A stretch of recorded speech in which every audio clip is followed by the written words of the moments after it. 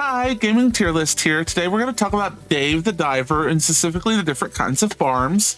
We're going to go over the rice and vegetable farm, the fish farm, and the really cool underwater seaweed farm. So let's dig into that. So let's start with your rice and vegetable farm. So left-hand side of the screen, you're going to have the rice farm. Right-hand side, you're going to have the vegetable farm. Even further on the right, it's going to be chickens. We won't go into the chickens. It's a little bit too spoilery, I think. You can buy them. They give you eggs every time you load into the farm each day. Different chance. You don't get like 100% chance, I think. Now, as for the rice, okay, so that's the first thing that's going to unlock. The little farmer guy here is going to come to your sushi bar. He's going to ask for a meal. Once you give it to him, you're going to unlock rice. Once you unlock rice, all you're going to want to do is come over here and just get these weeds up, right? Now, when it's time to harvest, you just go around to every bit of rice. We're going to be here for a while. You can see that you get between 1, 3, 4, 2. This is going to be based on the nutrient value up top, along with any kind of fertilizer you might have applied, like the nutrient fertilizer, which is going to increase the yield, or the yield fertilizer. I personally am not feeling too sure about anything other than the nutrient fertilizer, because the way that I kind of feel about it is the nutrients of the ground are the most important. You can only have one, and as you can see on the far right, it is really easy to have your nutrient value go all the way down. So like I get 2 carrots, 2 carrots, 2 carrots. So let's get that nutrient compost over here. Okay, so that's it for the rice farm. So you can either put your nutrient compost down, harvest, remove weeds. That's it. You get an X amount of rice. In a couple of cycles, you'll come back and there'll be rice here again. Now, as soon as you do another meal for him, the farmer guy, you will get the vegetable farm here, okay? So this is same ordeal, but you unlock a couple of components. You can talk to him and go to the shop. We'll show that in a second. You can come up here to the storage. This is a completely entirely new inventory system just for seeds, okay? Now you have more weeds, right? Okay. And then you also have the ability to plant seeds. In this case, I have cucumber seeds, which you get later in the game. And then I have some onion seeds. Okay. And then you come around here and you can just go ahead and harvest your vegetables, de-weed it. As you de-weed it, just like with the rice farm, you will increase the nutrient level. This is just basically a discouragement to not come to the farm and take care of it. You can completely ignore this mechanic. You can completely ignore the rice mechanic as well, up and until you get through the story a little bit more. So it's cheaper and it's way more cost efficient just to plant stuff, grow it, and actually not even really use the fertilizer. Just take care of the pest yourself. I haven't found the fertilizer to do much of anything, including even increasing the yield. So just come in here, buy your seeds, like 50 for beans, 39 for wheat. Now, but if you don't want to bother with the mechanic, you can just come down here and buy the vegetables, right? 3 wheat's 190 gold compared to 1 to 4 wheat for 39, right? Same thing, all the vegetables are for sale. They come for sale a little bit later when stuff's unlocked. Same thing with the eggs. You don't even have to deal with the chicken mechanic. Once you unlock chickens, you're good to go. And then like for cucumber night, like I just got the cucumber seeds unlocked. Bam, I can buy cucumbers right now. He does now have, it seems, a limit on the amount that you can buy per day. This is new.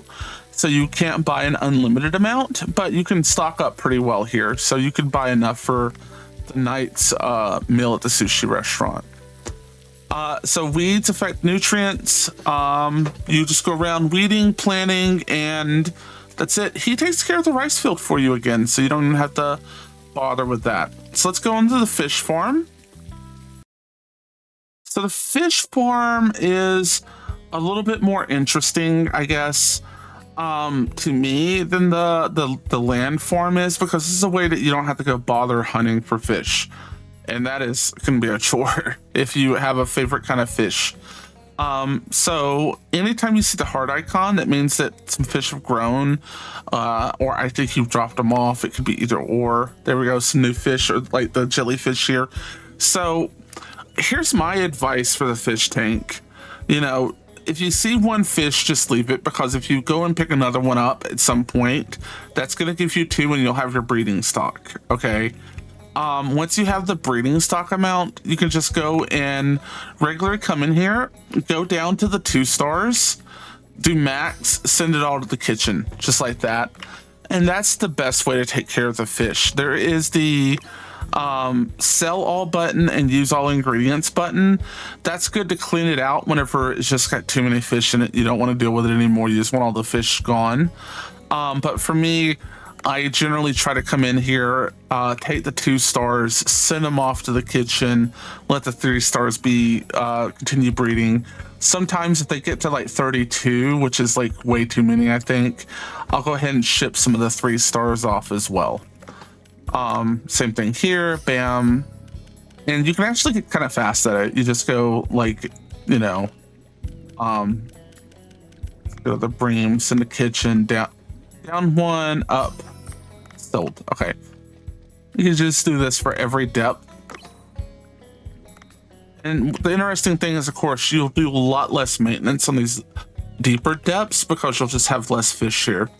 So the only thing that's really taken off here is a barrel life farm. And I kind of don't even want to touch it right now. I don't have a use for it. I'm going to leave that alone. Just like the farm, you can come over here and talk to him and shop, and all he does is let you expand areas, which is useful when they get to overcrowding. But at the same time, you should probably be visiting and just moving fish off. All it's doing is it's changing gold for the ability to just ignore the farm for a little bit while longer. And then that's it. So back to the shop at the other farm real quick. I do have a sprinkler going. You will have a watering can, and this is really important both for the farm and the seaweed farm we're about to talk about. I actually find that upgrading the amount of lanes is just worse than having less. I really don't have the time or patience or need for that many vegetables in one day or one time. I can keep coming back here and planting just a few. Until you get the sprinkler, it's not even worth having more than one lane, because you've got to go and refill it and sprinkle it and water it. That's just a pain. It's the same thing with the seaweed farm. The seaweed farm doesn't use gold, though. It uses the other currency. So we're going to actually go now to the boat. We're going to go underwater and we're going to go visit the seaweed farm. Now, to unlock the seaweed farm, you're going to have to do a quest. It's going to be here at the Sea People Town, so it's going to be a third of the way through the game. And we're just waiting to load. So, Seaweed Farm is going to be here in the Sea People's Village. We're going to go to the right, I believe. Make sure. Yes. So we can do this. This is the worst way to spend your money, by the way. Because not only do you have to go through the cutscene, which slows you down, but like it's only useful until you get like over here. So this is where the seaweed farm is. It's really cool that the background matches the actual state of the seaweed farm. Nexon did a fantastic job here with this. So you talk to him, activate the seaweed farm. When they say adult, you can get them. Just like I was saying, though, these seeds are really expensive and you don't have a huge need for seaweed. So I would just keep 1 or 2 lanes open and save your the currency here just to go buy the seeds. The seeds are actually from the really cool seed store. It's like one of the first little places you visit. So if we ride the little beluga, okay, this is a well. I hope it's a well. We ride this over here past the dumpling restaurant and then stop here. It's gonna dismount. We lost our money. Ooh, that sucks. Talk to him. You can buy your seeds here. And as you can see, at the end of the game, you'll have a lot of seeds. But you get more than the seeds than you need. Like, plus the glacial area, actually, hilariously enough, the couple here from like kelp, seaweed, kelp, I think this is Kajimi, Agar, and Lutuk. I don't know how to pronounce that. These are the actual ones you should farm. This stuff is actually, the black coral and everything else is actually kind of easy to find. But that's the seaweed form.